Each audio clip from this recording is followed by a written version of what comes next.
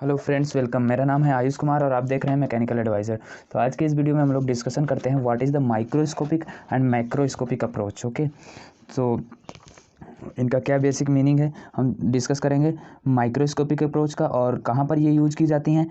Microscopic approach हो या फिर मैक्रोस्कोपिक अप्रोच हो, इनके बीच में डिफरेंस भी डिस्कस करेंगे और इनका एक्चुअल मीनिंग क्या है ये डिस्कस करेंगे और कॉन्सेप्ट ऑफ क्वांटिनम को भी डिस्कस करेंगे इस वीडियो में। तो आप इस वीडियो को लास्ट तक ज़रूर देखिएगा। थोड़ा बड़ा हो सकता है, टाइम टेकिंग हो सकता है, लेकिन इम्पॉर्टेंट है ये वीडियो, तो लास्ट तक ज़रूर देखिएगा।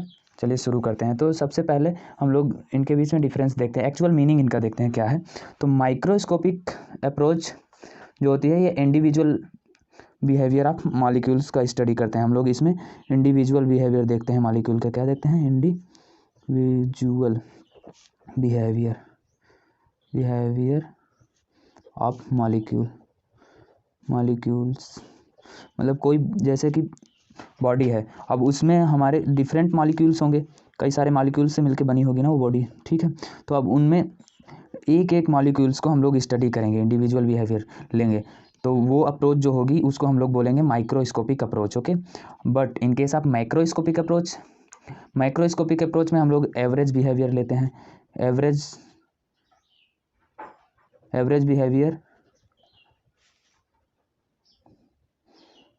Behaviour of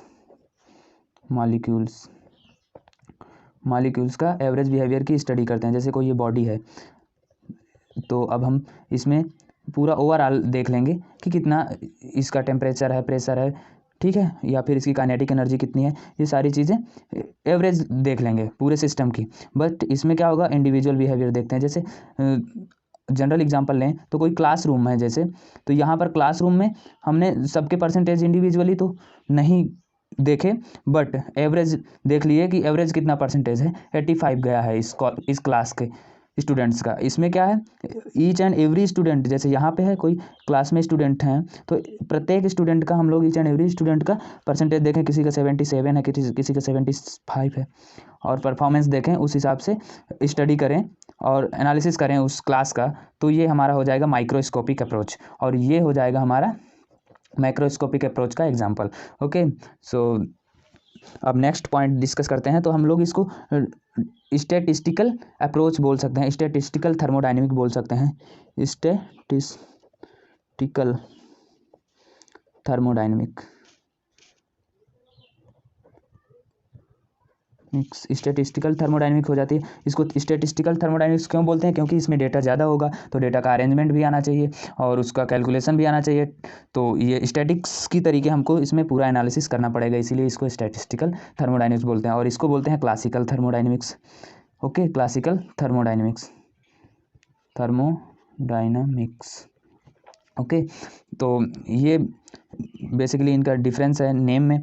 okay, first point हो गया डिफरेंस इनका स्टडी करने में, ठीक। अब इसमें क्या होता है कि टाइम टेकिंग नहीं, ज़्यादा टाइम टेकिंग होता है। ओके, ये मोर टाइम टेकिंग होता है इन कंपेरिजन टू दिस। तो यहाँ पे टाइम लेस लगता है, यहाँ पे टाइम टेकिंग होता है, ठीक है। अब इसके बाद नेक्स्ट पॉइंट है जो वो है, इसको हम लोग कहाँ पर यूज कर सकते हैं। इसको हम लोग हायर एल्टीट्यूड में रेयर केस में यूज किया जाता है। ये रेयर केसेस में यूज किया जाता है, जैसे कि बहुत ही लेस डेंसिटी हो, रेयरली यूज्ड किया जाता है, used rarely, less density. Okay, जब बहुत ही लेस डेंसिटी हो किसी मॉलिक्यूल की, तब हम लोग इंडिविजुअल बिहेवियर पे देखेंगे। अब इसको हम लोग हर जगह यूज कर सकते हैं, एक्सेप्ट जहाँ पर कॉन्सेप्ट ऑफ क्वांटिनम वैलिड नहीं होता, वहाँ पर नहीं हम लोग यूज कर सकते। जहाँ पर कॉन्सेप्ट ऑफ क्वांटिनम वैलिड है,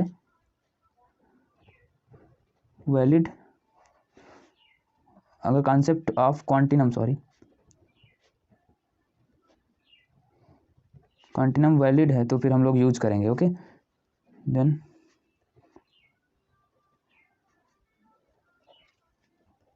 if concept of continuum is valid then we use it. Okay, हम लोग हर जगह यूज कर सकते हैं अगर कॉन्सेप्ट ऑफ क्वांटिनम वैलिड है। अब इसको हम लोग बहुत ही रेयर केस में यूज करते हैं, जैसे कि स्पेस एक्सप्लोरेशन में यूज कर सकते हैं इसको। हायर एल्टीट्यूड पे, बहुत ही ऊपर जब हमको स्टडी करनी होती है स्पेस की, तो स्पेस एक्सप्लोरेशन पे हम लोग यूज कर सकते हैं, ठीक है।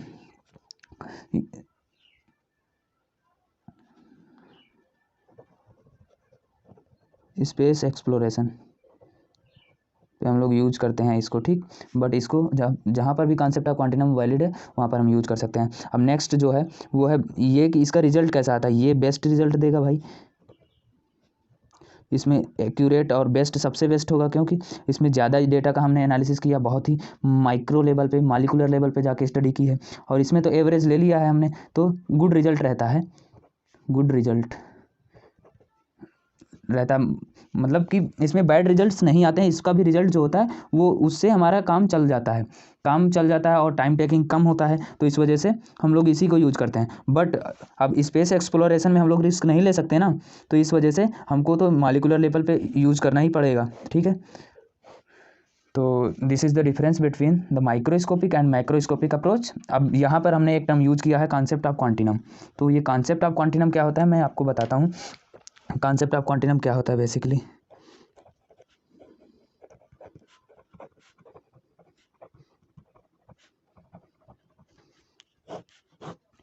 कॉन्सेप्ट ऑफ क्वांटिनम क्या होता है बेसिकली, कोई भी मॉलिक्यूल है, कोई भी बॉडी है, उसका मास डिस्ट्रीब्यूशन इस तरीके से हो with no weight presents. Okay, mass distribution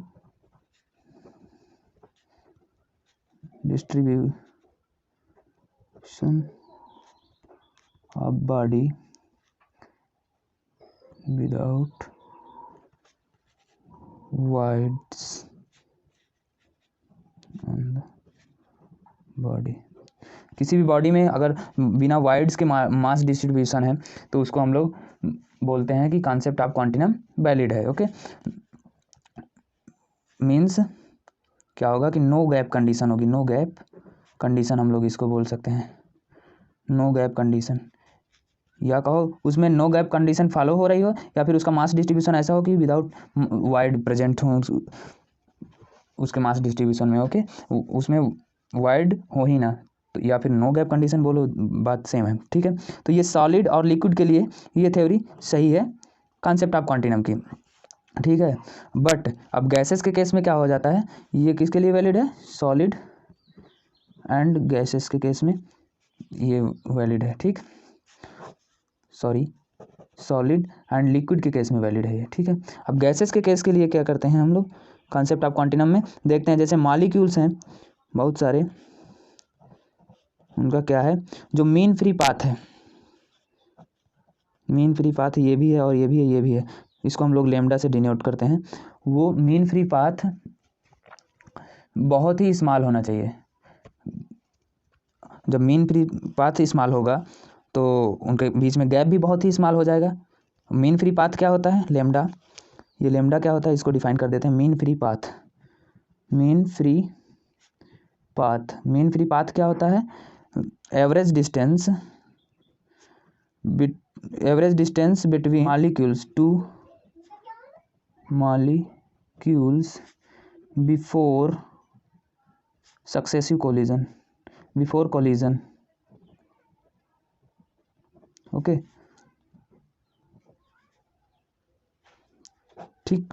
तो ये मीन फ्री पाथ क्या होता है, average distance between two molecules before collision. जैसे कि ये कोलाइड करेंगे, इनमें काइनेटिक एनर्जी है, तो उनके पहले जो भी एवरेज डिस्टेंस है उसी को हम लोग बोलते हैं मीन फ्री पाथ। अब मीन फ्री पाथ अगर कम होगा तो हमारा गैसेस के लिए जो कॉन्सेप्ट ऑफ क्वांटिनम है वो वैलिड होगा। अब ये मीन फ्री पाथ लेस होना चाहिए, always less than the system dimensions, always less, system dimensions से लेस ही होना चाहिए, ठीक है। जैसे कि सिस्टम डायमेंशंस में एल आ गई और डायामीटर आ गया, यही मेन सिस्टम डायमेंशंस होती हैं, ठीक है। अगर हम लोग बात करते हैं तो अब इनके रेशियो को हम लोग एल ई को लेस कर देते हैं। अगर 0.01 से लेस है तो कॉन्सेप्ट ऑफ क्वांटिनम वैलिड है, ठीक है, गैसेस के केस में। और सॉलिड के केस में concept of continuum no gap condition हो तो वैलिड होता है। तो आई होप कि आपको समझ में आया होगा माइक्रोस्कोपिक एंड मैक्रोस्कोपिक अप्रोच और concept of continuum for gases, solid and liquid also. तो thank you for watching me and please like the video, share the video and subscribe my channel. Thank you for watching me.